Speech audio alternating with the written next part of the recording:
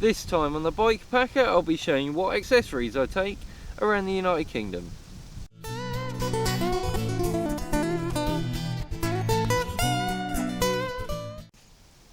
The first thing you'll notice is a waterproof phone case made by Topic. This is very lightweight and durable at the same time, and I've held that on by a strap of Velcro. That does me just fine, as I can easily get this off the bike in an emergency, in an accident, or if someone's had a crash and I need to call the police, I can quickly rip that off as quick as possible, just to aid in everyone's safety.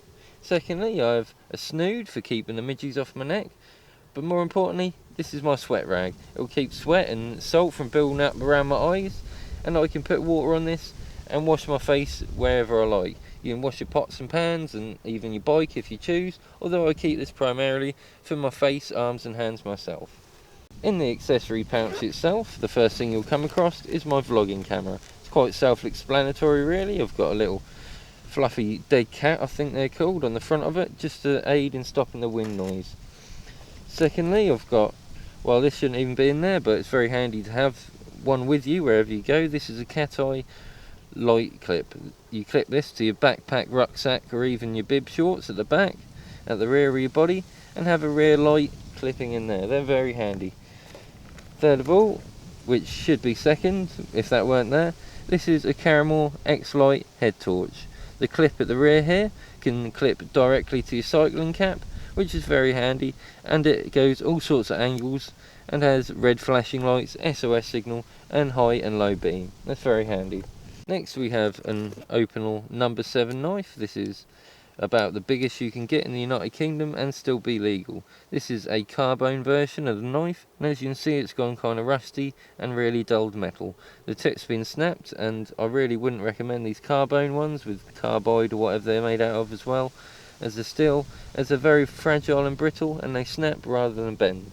So I highly recommend one of them for emergencies and things, but not a carbone one.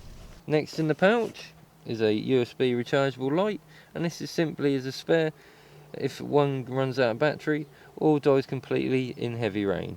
These are very handy to have, and I highly recommend taking at least one spare front one.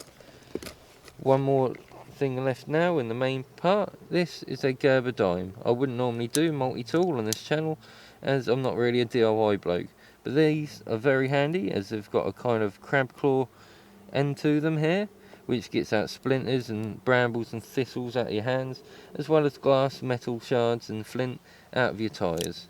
Another good thing about these is this is actually a box opener, which is a very versatile tool, apart from opening boxes of course.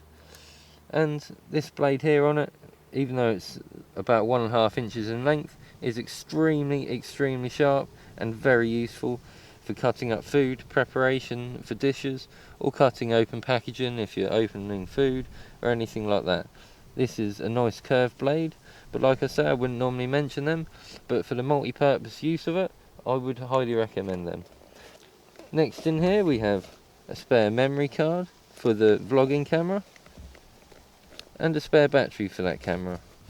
The only things now left inside this little pouch are a couple of my Hippie Swift business cards that I'll give out to people if they're interested in my ventures when I'm cycling around the United Kingdom and I don't have time to stop for a chat. But last of all, and most important part of any journey, is the recharging capability of your mobile phones, cameras and devices.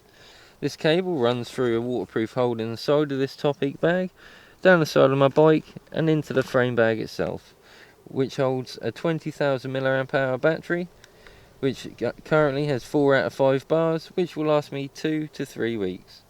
They're very handy and nice and useful to have while out on the road, and I highly rate anything inside this setup.